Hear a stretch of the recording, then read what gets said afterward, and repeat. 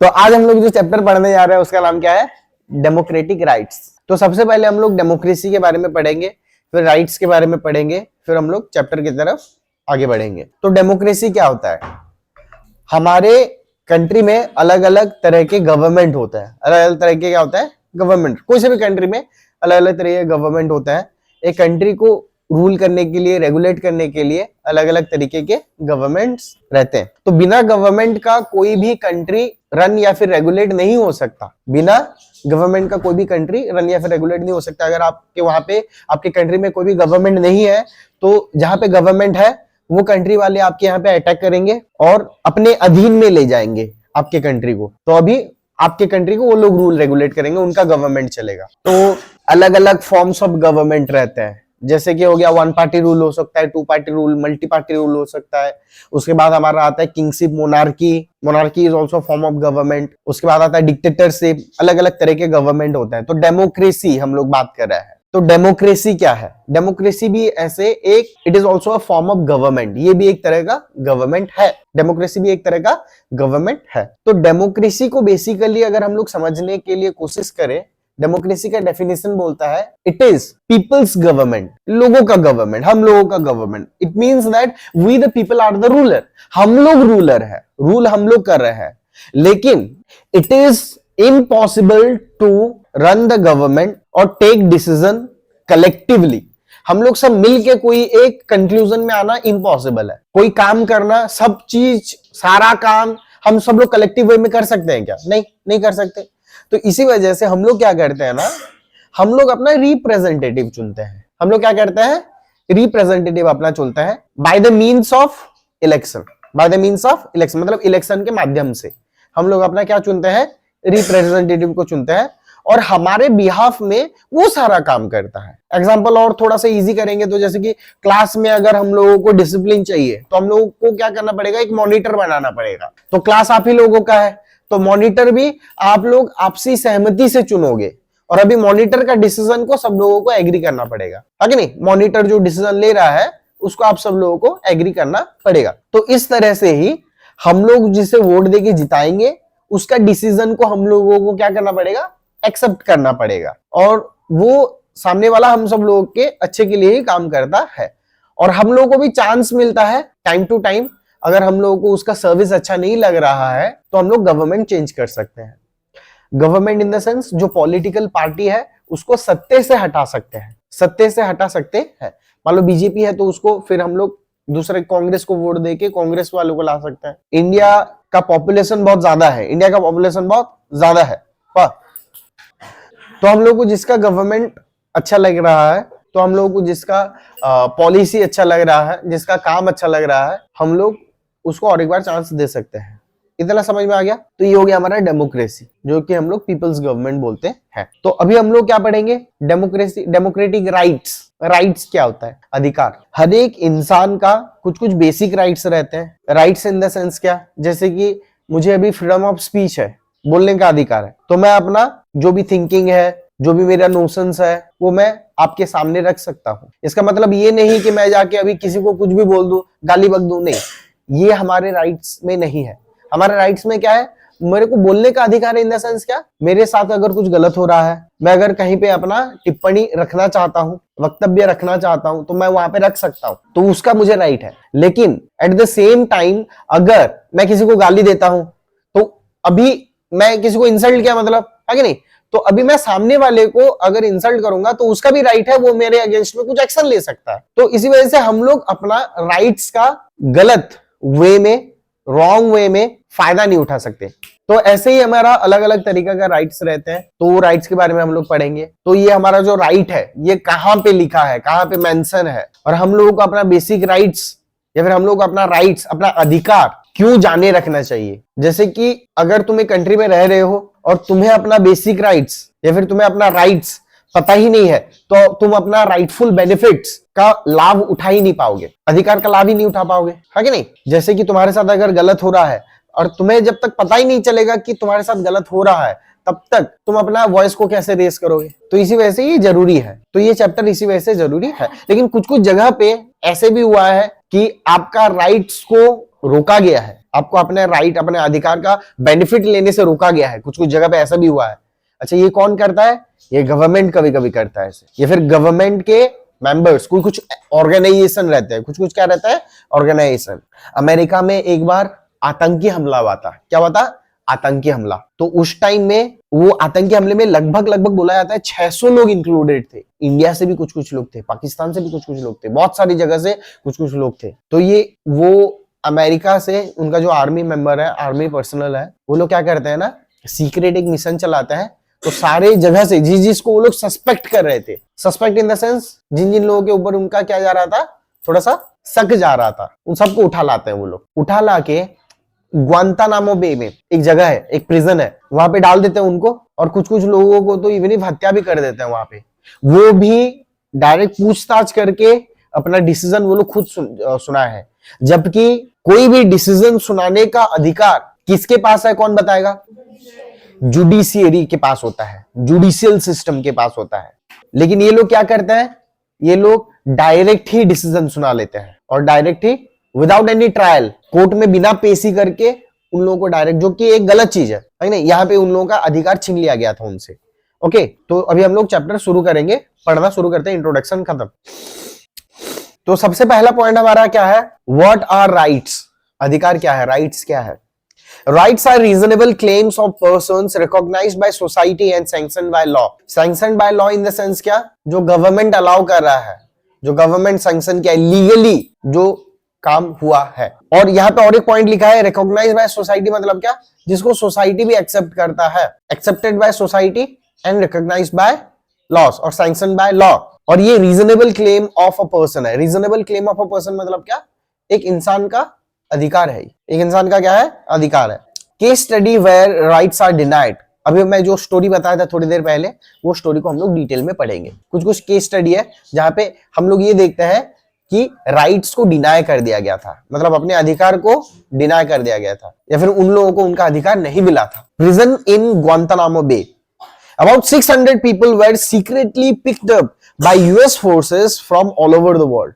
लगभग 600 लोगों को यूएस फोर्सेस के द्वारा ऑल ओवर द वर्ल्ड में, मतलब दुनिया भर में 600 लोगों को चुन चुन के उठा लिया गया यूएस फोर्सेस के द्वारा। They were put in prison in Guantanamo Bay, an area near Cuba controlled by American Navy. अच्छा, तो उन लोगों को लेके कहां पे डाल दिया गया?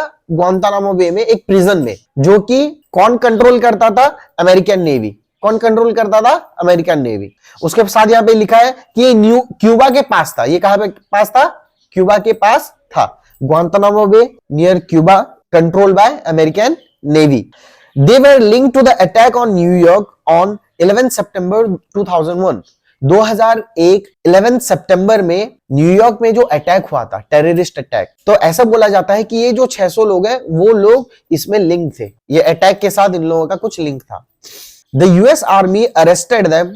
यूएस आर्मी उन लोगों को अरेस्ट तो करता है, उसके साथ उनके साथ पूछताछ भी करता है, interrogation, interrogated them and decided whether to keep them there और नॉट। और वो लोग खुद से डिसाइड करते हैं, पहले इंटरोगेशन करते हैं, पूछताछ करते हैं, उसके बाद खुद ही से डिसाइड करते हैं कि इन लोगों को यहाँ पे रखना है कि नहीं रखना है। There was no trial before any magistrate in the US.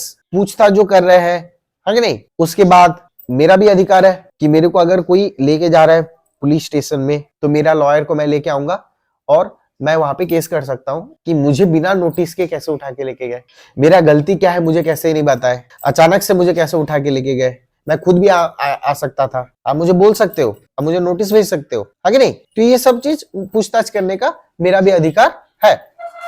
लेकिन यहाँ पे अच्छा, सपोज मान लो सब चीज लीगली हुआ है, फिर पुलिस स्टेशन लेके गए, है कि नहीं? तो वो लोग मेरे से मेरा बयान लेंगे, मैं रिटर्न में दूंगा, और अगर मैं चाहूं तो मैं ऐसे भी बोल सकता हूं, जो भी मुझे बोलना है मैं कोर्ट में बोलूंगा, या फिर मेरा लॉयर बात करेगा, मैं ये भी बोल सकता हूं। लेकिन वहां पे ऐसा कुछ भी नहीं हुआ। ये लोग लेके गए इंटरोगेशन के, और खुद से ही डिसाइड कर लिया कि whether to keep them there और नॉट, वहां पे उन लोगों को रखना है कि नहीं रखना है। International reported that the prisoners were being tortured in ways that violated the US laws. यहाँ पे और एक चीज लिखा है कि जो प्रिजनर्स थे, जो कैदी थे, उन लोगों को ऐसे टॉर्चर किया गया था वहां पे जेल में, जो कि यूएस लॉ के कंप्लीटली अगेंस्ट में जाता है। मतलब लीगली ऐसा टॉर्चर वो लोग नहीं कर सकते, लीगली ऐसा टॉर्चर वो लोग नहीं कुछ भी पूछताछ के दौरान ऐसा टॉर्चर वो लोग नहीं कर सकते, जो कि यूएस लॉ के अगेंस्ट में था। तो देखो यूएस लॉ के अगेंस्ट में था मतलब क्या, तुम्हारा राइट तुमसे छीना गया, तुम्हारा अधिकार तुमसे छीना गया, आगे नहीं। जो भाई लॉ बुक में ही नहीं है, तुम लोग वैसा इंटेरोगेशन कर ही नहीं सकते, वैसा टॉर्चर कर ही नहीं सकते। समझ में आ गया? डेटाबेस से पता चला कि 600 लोगों को उठाया गया था। अच्छा उन लोगों को, अच्छा देखो जैसे कि मान लो अभी मैं एक पॉइंट आपको बता रहा हूं कि सपोज मान लो कोई चोरी हुआ कहां पे, तो इन्वेस्टिगेशन होता है कि नहीं। तो एक जन को मैं पकड़ा, तो एक जन से फिर दूसरा जन का पता चलेगा, फिर तीसरा, फिर चौथा, फिर पांचवा, ऐसे कर करके थोड़ा सा इन्वेस्टिगेट करके ये लोग इतना डेटा पता है कि 600 लोगों को वहां पे लिया गया था। और वो भी मे भी हो सकता है कि रफली 600 लोग हो, उससे ज्यादा भी हो सकता है, उससे कम भी हो सकता है, आगे नहीं। एक डेटाबेस जो आया है वो कितना का है, 600 लोगों का वो डेटाबेस है। समझ में आया? अब समझ में आया? The United Nations Secretary General said that the prison in Guantanamo Bay should be closed down, but the US government refused to accept this pleas. Pleas मतलब क्या? रिक्वेस्ट। तो यहाँ पे यूनाइटेड नेशन के जो सेक्रेटरी है वो बोले कि इलीगल काम हो रहा है, जो यूनाइटेड नेशंस के लॉज में नहीं है, रूल्स में नहीं है, वैसा टॉर्चर आप कर रहे हो। कोई ट्रायल नहीं हो रहा है, कोर्ट में नहीं ला रहे हो, किसी को बंदी बना रहे हो तो उसको कोर्ट में क्यों नहीं ला रहे हो, सारा डिसीजन आप क्यों ले जा रहे हो आर्मी वाले, जबकि एक जुडिशियल सिस्टम बैठा है डिसीजन लेने के लिए। तो ये तो आपके पास ये ताकत नहीं है, तो आप जो भी कर रहे हो गलत कर रहे हो। तो ये जो भी चीज हो रहा है वो इलीगल हो रहा है, लीगली नहीं हो रहा है, इसका मतलब इलीगल हो रहा है। So all this things should be closed, all this things should be closed. तो जो यूनाइटेड नेशंस के सेक्रेटरी जनरल थे वो बोलते हैं कि ग्वांतानामो बे जो प्रिजन है वो इलीगल है, उसको बंद करो। लेकिन यूनाइटेड स्टेट्स के यूएस गवर्नमेंट क्या करता है ना, रिफ्यूज कर देता है, ये रिक्वेस्ट को रिफ्यूज कर देता है। नहीं हम लोग क्लोज नहीं करेंगे बोलते हैं वो लोग, है कि नहीं। मैं बोलूंगा कि नहीं बरगढ़ जेल में इलीगल काम चल रहा है, इसको क्लोज करो, शट डाउन करो, है कि नहीं, सेंट्रल गवर्नमेंट से ऑर्डर आ जाएगा। लेकिन स्टेट गवर्नमेंट सपोज मान लो वो रिक्वेस्ट को रिजेक्ट कर दिया, नहीं नहीं चल रहा है बोल देगा वो, हम बंद नहीं करेंगे। एक एग्जांपल देके, एक रेफरेंस देके समझाया। वाह। तो अभी हम लोग सेकंड पॉइंट की सेकंड पॉइंट की तरफ मूव करेंगे। सेकंड पॉइंट ये है हमारा, why do we need rights in a democracy.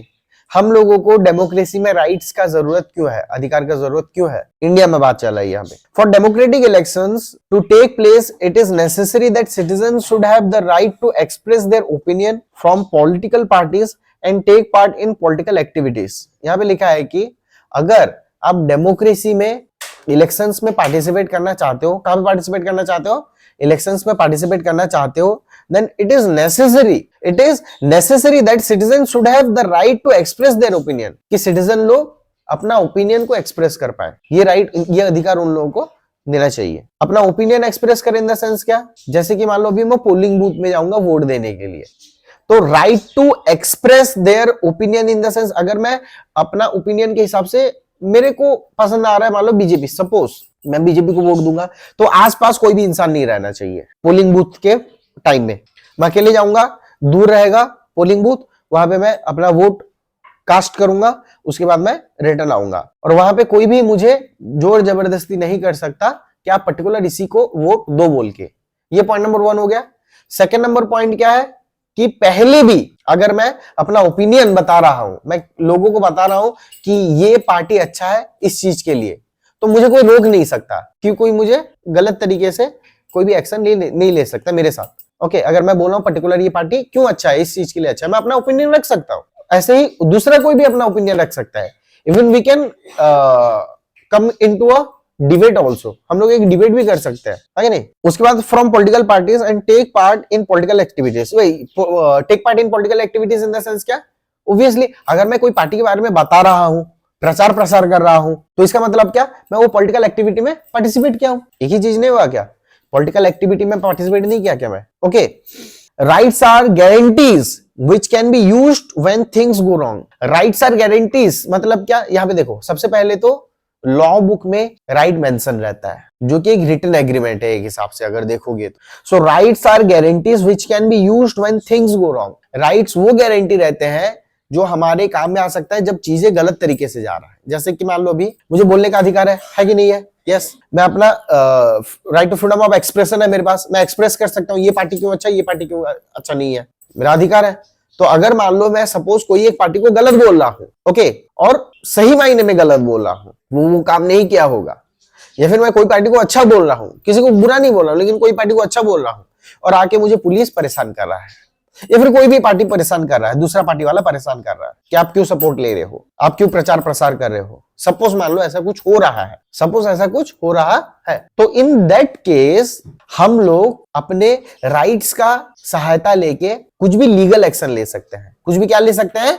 Legal action ले सकते हैं। मतलब हमारे साथ कुछ भी गलत नहीं हो सकता कोई से भी टर्म में। तो वही चीज यहां पे लिखा है, rights are guarantees which can be used when things go wrong, in the sense क्या, जब चीजें गलत हो हमारे साथ, हमारा राइट्स हमारे साथ रहता है, उसके बेसिस में हम लोग लीगल एक्शन ले सकते हैं। Right to freedom of expression है मेरे पास, मैं कोई भी चीज एक्सप्रेस कर रहा हूं, वो मेरा ओपिनियन है, मेरा थिंकिंग है, आप कैसे मेरे साथ गलत बर्ताव कर सकते हो, आप कैसे मेरे साथ गलत बर्ताव कर सकते हो, उस बेसिस में मैं लीगल एक्शन ले सकता हूं। समझ में आ गया? The government should protect the citizens right. अच्छा, हमारा जो राइट है, जो भी राइट है, बेसिक राइट जितना भी है, या फिर अलग राइट्स भी जो है, उसको कौन प्रोटेक्ट करेगा? गवर्नमेंट प्रोटेक्ट करेगा। मतलब अगर हमारा राइट हमसे छीन रहा है या फिर हमें अपना अधिकार अगर नहीं मिल रहा है, तो हमारे साथ सपोर्ट के लिए हमेशा गवर्नमेंट खड़ा रहेगा। और गवर्नमेंट का ऑर्गेनाइजेशन है एक, देखो गवर्नमेंट का अलग अलग, गवर्नमेंट खड़ा रहेगा मतलब क्या, एमएलए आके खड़ा हो जाएगा, एमपी आके खड़ा हो जाएगा? नहीं, गवर्नमेंट खड़ा रहेगा इन द सेंस क्या, गवर्नमेंट के बहुत सारे ऑर्गेनाइजेशन रहते हैं, जैसे कि पुलिस एक गवर्नमेंट का एक ऑर्गेनाइजेशन है, ओके, तो पुलिस हेल्प कर सकता है, कोर्ट एक ऑर्गेनाइजेशन है, गवर्नमेंट का ही ऑर्गेनाइजेशन है, तो ये सब लोग हमेशा प्रोटेक्ट करने के लिए खड़े रहते हैं। In most democracies the basic rights of the citizens are written down in the constitution. बहुत सारे डेमोक्रेसीज में, ज्यादातर डेमोक्रेसीज में जो हमारा बेसिक राइट है, जो हमारा बेसिक राइट है, वो कहां पे मेंशन रहता है? कॉन्स्टिट्यूशन में मेंशन रहता है। और बच्चों लोग को पढ़ाया भी जाता है, बचपन से पढ़ाया जाता है। हमारा भी जो बेसिक राइट है आपको पहले से पढ़ाया गया होगा, अभी मैं बताऊंगा तो आपको धीरे धीरे करके याद आएगा, जैसे हनुमान को अपना शक्ति याद आता है धीरे धीरे। ओके, नेक्स्ट पॉइंट हम लोग पढ़ेंगे, rights in Indian constitution. Indian constitution में बेसिक राइट्स या फिर राइट्स, अधिकार, इंडियन कॉन्स्टिट्यूशन में क्या क्या राइट्स मेंशन है वो अभी हम लोग पढ़ेंगे। Indian constitution provides for 6 fundamental rights. Indian constitution में हम लोगों को 6 फंडामेंटल राइट मिला है। कितना फंडामेंटल राइट मिला है? 6। Right to equality, right to equality. अच्छा, हम सब लोगों को पता है India is a secular country. India में सारे सिटीजन जो रहते हैं वो लोग कभी भी रिलीजन के बेसिस पे नहीं रहते, कास्ट के बेसिस पे नहीं रहते, कलर के बेसिस पे, स्किन कलर के बेसिस पे नहीं रहते, जेंडर के बेसिस पे नहीं रहते। सब लोगों को रहने का यहाँ पे अधिकार है? सिटीजनशिप होना चाहिए बस। ओके, तो राइट टू इक्वलिटी में लिखा है, according to constitution the laws apply in the same manner to all regardless of a person's status. This is called the rule of law. The government shall not discriminate against any citizen on grounds of religion, race, caste, sex or place of birth. यहाँ पे क्या लिखा है? यहाँ पे लिखा है कि गवर्नमेंट के सामने हर एक इंसान इक्वल है। Right to equality in the sense क्या? गवर्नमेंट के सामने हर एक इंसान क्या है? इक्वल है। गवर्नमेंट कभी भी अपना डिसीजन एक इंसान का रिलीजियन को देख के नहीं ले सकता। कोई सा भी डिसीजन हो जाए, चाहे वो जुडिशियल डिसीजन हो जाए या फिर कोई फैसिलिटी वाला डिसीजन हो जाए। सपोज मान लो बीपीएल, बिलो पॉवर्टी लाइन में जो लोग आते हैं उन लोगों को अगर राशन बांटा जा रहा है तो वहां पे ये नहीं देखा जाएगा कि कौन सा कास्ट का है। अगर बीपीएल लाइन में आ रहा है तो सबको मिलेगा। कौन सा रिलीजन देखा नहीं जाएगा, on the grounds of religion, caste, gender नहीं देखा जाता। समझ में आ गया? फिर क्या लिखा है देखते हैं। ये हो गया राइट टू इक्वलिटी, मतलब क्या? गवर्नमेंट के नजरिए में सारे लोग सेम है, इक्वल है। ओके, जैसे कि मान लो अभी आयुष्मान अगर किसी का पर्स मार लिया, आगे नहीं, तो उसको जितना मारेंगे पीटेंगे। आयुषी में अगर किसी का बटवा मार ली उसको भी उतने ही पीटेंगे। वाह, मारेंगे तो नहीं, मतलब जेल लेके जाएंगे। वाह। फिर क्या लिखा देखता है, राइट टू फ्रीडम। ये थोड़ा इंपॉर्टेंट है, ध्यान से सुनना। राइट टू फ्रीडम में क्या क्या मेंशन है? Freedom means the absence of interference in our affairs by others, be it other individuals और गवर्नमेंट। फ्रीडम मतलब क्या? आजादी, कि दूसरे कोई इंसान का ना गवर्नमेंट का दखल अंदाजी नहीं रहेगा हमारे जिंदगी में, निजी जिंदगी में गलत तरीके से दखल अंदाजी नहीं रहेगा। Freedom means absence of interference in our affairs by others, be it others individuals or the government. Indian constitution gives all citizens the right to, अच्छा क्या क्या फ्रीडम मिलता है देखता है। इंडियन गवर्नमेंट जो है वो सारे सिटीजन्स को क्या क्या फ्रीडम देता है। Freedom of speech and expression. Freedom of speech and expression मतलब क्या, मैं अपना बात रख सकता हूं, अपने आप को एक्सप्रेस कर सकता हूं, अपना बात रख सकता हूं, अपने आप को एक्सप्रेस। एक एग्जांपल दिया था, याद करो। यस, गलत तरीके से बस उसको इस्तेमाल मत करना। Okay, assembly in a peaceful manner, कहीं पे बैठक बिठा सकते हो, बातचीत कर सकते हो, डिस्कशन कर सकते हो पीसफुली, है नहीं। मोर्चा वोर्चा निकालते हैं देखना, धरना बैठते हैं। धरना मतलब जानते हो ना, रास्ता रे बसी हुए कले वाले भूख हड़ताल करते हैं, है कि नहीं। यस, पीसफुल मैनर में आराम से तुम्हें नहीं खाना बसी तो कले वाले बसी तो, है कि नहीं। पिटा मरा कर फिर पिटवा police. From associations and unions, Indian Constitution gives all citizens the right to form associations and unions. Association बना सकते हो, यूनियन बना सकते हो, मतलब क्या, ग्रुप बना सकते हो, एसोसिएशन बना सकते हो। जैसे कि कुछ कुछ एनजीओस भी रहते हैं देखना, नॉन गवर्नमेंटल ऑर्गेनाइजेशंस रहते हैं, है नहीं। यूनियन बना सकते हो, स्टूडेंट यूनियन रहता है देखना, लेकिन पीसफुल रहना चाहिए सब चीज, है नहीं। तो इसका भी अधिकार मिलता है, राइट मिलता है। और ताबेली तुम्हें मैंने आतंकवादी संगठन खाली खुलटिया कर बोलबो, पिट में फिर जानो, मारेंगे, बहुत मारेंगे, आगे पेलते लेंगे। Move freely throughout the country, country भर में आराम से कहीं पे भी घूम सकते हो, है नहीं। किसी के बेडरूम में नहीं जा सकते जबरदस्ती, है नहीं। किसी के घर में जबरदस्ती नहीं जा सकते, घूम सकते हो कहीं पे भी। तुम्हें बरगढ़ संबलपुर बोला कि किसी ना कौन टिकट तिवार को दा पाके पास में टिकट रहना चाहिए। संबलपुर से भुवनेश्वर चले जाओ, टिकट रहना चाहिए, बस कहीं पे भी घूम सकते हो। लेकिन जबरदस्ती किसी के छत पे चढ़ जाओगे, मारेंगे, पेलेंगे, आगे नहीं। जो चीज करोगे पीसफुली होना चाहिए। Okay, move freely throughout the country, reside in any part of the country, country के कहीं पे भी तुम रह सकते हो, किसी के घर में जबरदस्ती नहीं रह सकते, है नहीं।